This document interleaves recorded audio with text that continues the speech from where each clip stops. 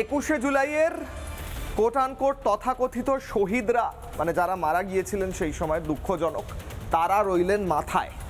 তাদের কথা দূর দূরান্ত পর্যন্ত সেরমভাবে কেউ আলোচনা করলেন না।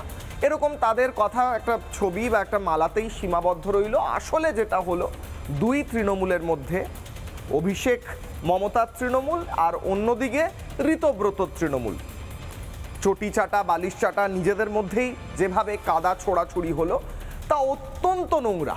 এবং তার সঙ্গে সঙ্গে ভাইপো অভিষেক বন্দ্যোপাধ্যায়, যাকে মদন মিত্র খুনি বলেছিলেন গত পরশু, সেই ভাইপো অভিষেক বন্দ্যোপাধ্যায় আবার হুমকিও দিলেন, ডায়েরিতে সব লিখে রাখছি, দেখে দেবো, তুই তো কারি করাও ছাড়লেন না। অর্থাৎ ভাইপো অভিষেক বন্দ্যোপাধ্যায় সেই ভাইপোতেই রয়েছে, এমনটা সে স্পষ্ট করে দিল। গুন্ডামি তো ভাইপোর যায়নি।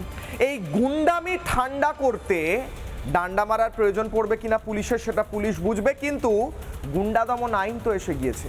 একদিকে ভাইপোর গুন্ডামি আর অন্যদিকে ভাঙড়ে পুলিশের ওপর আক্রমণ।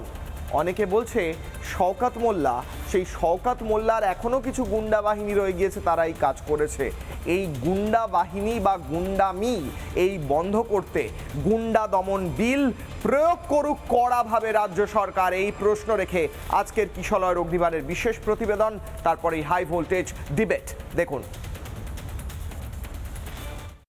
শহীদ স্মরণের অনুষ্ঠান থেকে আবারও গুন্ডামি শুরু করলো ভাইপো। গতকালই ভাইপোকে খুনি বলেছিলেন মদন মিত্র।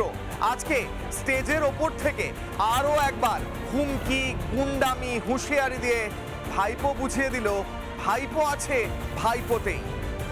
পিসি ভাইপো দুগাছা লোক নিয়ে করলো শহীদ স্মরণ, কিন্তু শহীদ স্মরণ হলো না হুমকির প্রতিযোগিতা হলো ধরতে পারবেন না।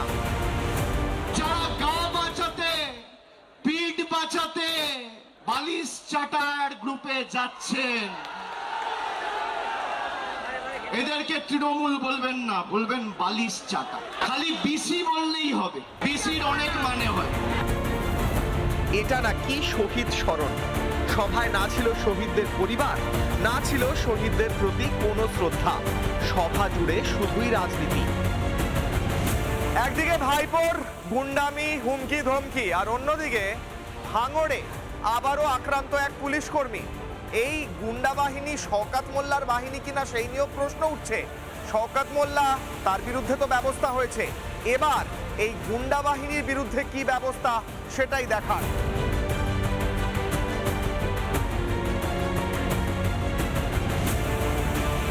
একদিকে ভাইপো বড় বড় গালগপ্প দিচ্ছে, আর অন্যদিকে তার চেলারা পুলিশের ওপর হামলা করছে।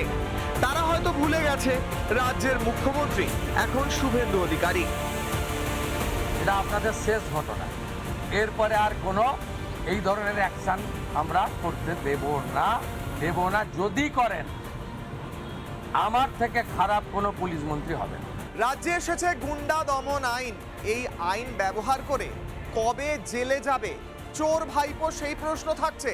তার কারণ, প্রকাশ্য সভা থেকে গুন্ডামি করছে চোর ভাইপো, আর অন্যদিকে কোটানকোট চোর ভাইপোর পথ অনুসরণ করেই ভাঙড়েও গুন্ডামি করছে তারই চালাচামুন্ডারা। হয়তো এদের বিরুদ্ধেই বা ব্যবস্থা কবে?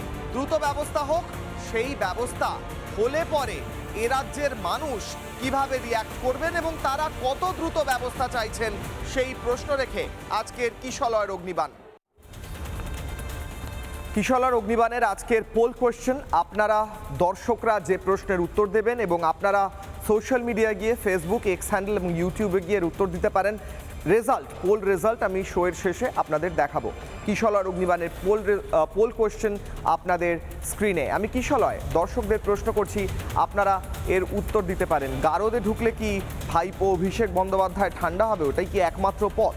আজকে আবারও গুন্ডামি করে, আবারও দেখে নেব তুই তো কারি করে ভাইপো অভিষেক কি নিজের লিমিট ক্রস করে গেল? গতকালই মদন মিত্র ভাইপোকে খুনি বলেছে, আজকে কোট আনকোট খুনি ভাইপো আবার রাস্তায় নেমে গুন্ডামি করলো। এই প্রশ্নের উত্তর আপনারা হ্যাঁ বা নায় সোশ্যাল মিডিয়া দিতে পারেন। এই পোল রেজাল্ট আমরা শোয়ের পর আপনাদের দেখাবো। এরপরে আমি আপনাদের কয়েকটা বক্তব্য শোনাতে চাই। কোট আনকোট চোর ভাইপো, যাকে তারই দলের এমএলএরা চোর বলেছিল, সেই কোট আনকোট চোর ভাইপো এবার কোট আনকোট খুনি ভাইপো হয়েছে, কারণ মদন মিত্র তাকে খুনি বলেছে। এবার আজকে আবারও কোন গুন্ডামি করলো, কি ভাষায় কথা বললো ভাইপো, শুনুন। পুলিশ যাদের অযথা মিথ্যা মামলায় অত্যাচারিত করছে, আমি বলবো ধৈর্য ধরুন। একটা ছোট নোটবুক পকেটে রাখবেন, সব লিখে রাখবেন। এই নোটবুকগুলো এক এক করে আমরা ঠিক টাইম মতো নিয়ে নেব। যারা যে ভাষায় বোঝে তাদের সে ভাষাতেই জবাব দেওয়া হবে। একদিকে ভাইপোর গুন্ডামি আর অন্যদিকে আজকে ভাঙড়ে যা হলো, সেই ভাঙড়ের ঘটনা আবারও প্রশ্ন তুলল যে এখনও ভাঙড়ে কানেকশন বেরিয়ে আসছে, সূত্র মারফত জানা যাচ্ছে শওকত মোল্লার গুন্ডা বাহিনীর একটা অংশ এখনও ভাঙড়ে আক্রমণ চালাচ্ছে পুলিশের ওপর, এবং সেই আক্রমণের আজকে সেই লজ্জাজনক ছবি বেরিয়ে এলো যেখানে দেখা গেল বালির একটি গাড়ি, অবৈধ গাড়িকে আটকানোর ফলে পুলিশের ওপর আক্রমণ হলো। কিশলয় অগ্নিবাণের প্রথম প্রশ্ন, প্রথমে ভাইপোকে নিয়ে প্রশ্ন করব। কিশলয় অগ্নিবাণের প্রথম প্রশ্ন, প্রথম অগ্নিবাণ আপনাদের স্ক্রিনে। প্রশ্ন করছি আমি কিশলয়, গারদে ঢুকলে কি লাগাম পড়বে ভাইপোর মুখে, নাকি অন্য কোনো পথ বেছে নিতে হবে পুলিশকে, প্রশাসনকে? এই প্রশ্ন ভাইপো আজকে আবারও দেখিয়ে দিল ভাইপো আছে ভাইপোতেই। নানা ধরনের কন্টেন্ট দেখার জন্য লাইক করুন, শেয়ার করুন আমাদের ফেসবুক পেজ, সাবস্ক্রাইব করুন আমাদের ইউটিউব চ্যানেল।